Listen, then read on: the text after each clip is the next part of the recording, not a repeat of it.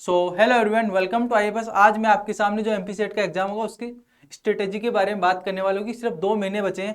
अब 2 महीने में अपने को किस प्रकार से तैयारी करनी है, तो इसके बारे में आज मैं बात करने वाला हूँ। सबसे पहले मैं बात करूँ, सबसे पहले स्टेप में आपको अप्रोक्सीमेटली 13 से 14 यूनिट या फिर आप इससे ज़्यादा भी सिलेक्ट कर सकते हो, आपको अगर आपको ईजी लगे तो। ठीक है, सबसे पहले तो आपको 13 से 14 यूनिट सेलेक्ट करनी है। अब आपने जैसे यूनिट सेलेक्ट की तो आपको उनमें देखना है कि कौन कौन से इंपॉर्टेंट टॉपिक है, कौन कौन से इंपॉर्टेंट टॉपिक है जो बार बार यहाँ से क्वेश्चन रिपीट किए जा रहे हैं, उनमें आपको देखना है। और क्या करना है, आपको उन यूनिट्स के आपको ज़्यादा से ज़्यादा पीवाई की क्वेश्चन सोल्व करना है, क्योंकि मैक्सिमम से मैक्सिमम क्या होता है, सेट एग्जाम होती है उसमें मैक्सिमम से मैक्सिमम पीवाई की क्वेश्चन ही रिपीट होते हैं। अब आपको आपको लगे कि पीवाई क्यू हम कहाँ से प्रैक्टिस करें, तो आप आईएफएस से भी पीवाई क्यू की बुक परचेज कर सकते हो। देखो, आपको ऑर्गेनिक, इनऑर्गेनिक और फिजिकल, साथ में आपको एप्टीट्यूड की बुक भी देखने को मिलेगी। इसी प्रकार से बात करूँ स्टेप 3 की, आपको देखो स्टेप 3 में आपको क्या करना है, आपको एक हर डे 2 यूनिट को कवर करना नहीं, एक दिन में आपको कम से कम 2 यूनिट तो कवर करनी है। डेली आपको 10 घंटे तैयारी करनी है, 10 घंटे आपको स्टडी करना कंपलसरी है। अब 10 घंटे में आपको क्या करना है, 6 घंटे तो आपको थ्योरी पढ़नी है। 1 आवर क्वेश्चन प्रैक्टिस, आपने जो थ्योरी पढ़ी है उस थ्योरी के क्वेश्चन की प्रैक्टिस करना भी जरूरी है। 2 घंटे आपको पीवाई यानी प्रीवियस ईयर में जो भी क्वेश्चन पूछे आ रहे हैं उस टॉपिक से रिलेटेड उन क्वेश्चंस की आपको प्रैक्टिस करनी। इसी के साथ साथ 1 आवर यानी 1 घंटे जनरल एप्टीट्यूड के क्वेश्चन की प्रैक्टिस करनी है, क्योंकि जनरल एप्टीट्यूड का वेटेज भी हाई रहता है, यानी 50 क्वेश्चन पूछे जाते हैं जनरल एप्टीट्यूड की, क्योंकि 100 मार्क्स के होते हैं।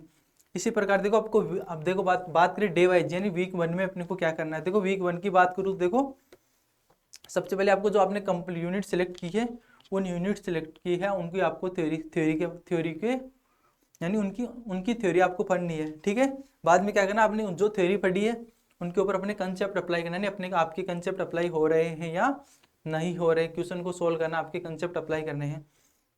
वीकली असाइनमेंट ने आपको take progress with topic wise test, यानी आपको टॉपिक वाइज टेस्ट देना नहीं। मैंने आज ये टॉपिक कवर कर लिया, इस टॉपिक को मेरे को टेस्ट देना। इससे क्या होगा, आपके माइंड में कॉन्फिडेंस आएगा। अगर माइंड में कॉन्फिडेंस आएगा तो आपको लगेगा भाई मैं इस क्वेश्चन को सोल्व कर सकता हूँ, इस प्रकार से मैं आराम से इजीली क्वेश्चन में क्या पूछा जा रहा है क्वेश्चन के ऊपर मैं कंसेप्ट को अप्लाई कर सकता हूँ। स्टे पॉजिटिव एंड मोटिवेट, आपको बिल्कुल भी डीमोटिवेट नहीं होना, क्योंकि आपने जो तैयारी की है उससे आपने जो तैयारी की है वो सबसे बेस्ट की है। आपसे अच्छी तैयारी कोई नहीं कर सकता। ठीक है, आपको खुद के ऊपर मोटिवेट रहना है कि भाई जो मैंने किया वो मेरा सिलेक्शन कन्फर्म होगा। इसी प्रकार मैं बात करूँ, देखो अगर आप भी तैयारी कर रहे हो सेट एग्जाम की, ठीक है, तो आईएफएस में आपको रिकॉर्डेड कोर्स मिलेगा प्लेट 30% ऑफ। ठीक है, चाहे किसी भी स्टेट का सेट हो, आप वहाँ से भी परचेज कर सकते हो। इसी प्रकार से साथ में टेस्ट सीरीज भी आपको उसके साथ देखने को मिलेगी। इसी प्रकार से मैं बात करूँ, देखो वीक 4 से लेके वीक 7 में आपको क्या करना है। देखो इंटेंसिव स्टडी फेज, यानी इस स्टडी फेज में क्या करना है, आपको रिवीजन टेक्निक, यानी रिवीजन करने की टेक्निक क्या होगी, आपको स्मार्टली रिवीजन करना है। इसे नहीं कि कुछ भी आ रहा सारे नोट्स पढ़े जा रहे हैं, आपको वही नोट्स रिवाइज करना है जो आपको नहीं आते, वो चीज़ें आपको नहीं आती, वही चीज़ें आपको रिवाइज करनी है। मॉक टेस्ट ऑफ एग्जाम्स, यानी एग्जाम में बैठो ना, उससे पहले आपको मॉक टेस्ट देना है। मॉक टेस्ट भी उसी प्रकार से देना है जैसे आप एग्जाम में बैठ के देते हो, उसी पेज में आपको मॉक टेस्ट देने हैं। ठीक है, उतने टाइम में उतनी एग्जाम हॉल में जो कंडीशन होती है उन्हीं कंडीशन को अप्लाई करते हुए आपको मॉक टेस्ट देना है। मॉक टेस्ट देने के बाद खुद को रिव्यू करना है, एनालिसिस करना है कि मैंने क्या गलती की है। मेरी स्कोर कम है तो मेरे स्कोर कम है आया है तो क्यों आया है, यानी जो गलतियां की आपको वो सारी रेक्टिफाई करनी है।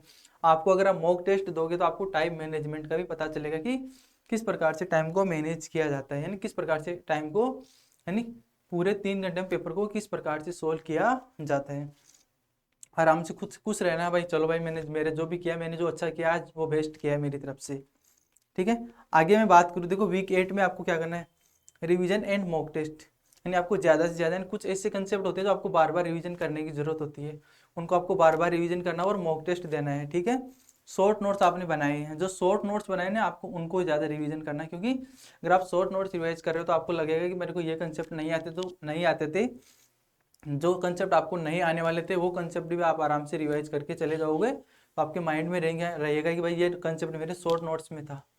इसी प्रकार लिमिट लास्ट मिनट टिप्स और क्विक फॉर्मूला इन सीट, आप जो फिजिकल केमिस्ट्री में क्या करते हो, जो फॉर्मूले वाली सीट बनाते हो ना, उसको बार बार रिवाइज करके जाओ, मल्टीपल टाइम रिवाइज करके जाओ, क्या पता उसी सीट में से आपके एग्जाम में क्वेश्चन देखने को मिले। Trust your self and preparation, यानी जो आपने तैयारी की वो अच्छी की है, खुद के ऊपर ट्रस्ट कीजिए भाई, मैं खुद के ऊपर कॉन्फिडेंट रखिए, क्योंकि अगर खुद के ऊपर आप कॉन्फिडेंट रहोगे तो आपका सिलेक्शन कोई नहीं रोक सकता।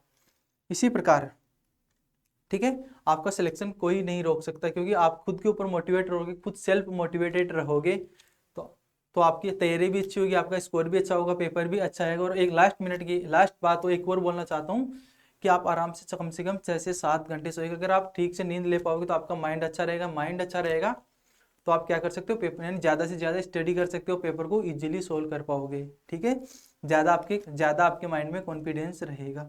इसी प्रकार मैं बात करूँ, देखो आईएफएस की प्री पेपर भी प्रैक्टिस क्वेश्चन अवेलेबल है, पीवाईक्यू भी अवेलेबल है, किस प्रकार से पेपर पूछे जाते हैं, पेपर का पैटर्न क्या है, ये सारी चीज़ें वहाँ पे भी अवेलेबल है, वहाँ पर भी जाके आप देख सकते हो।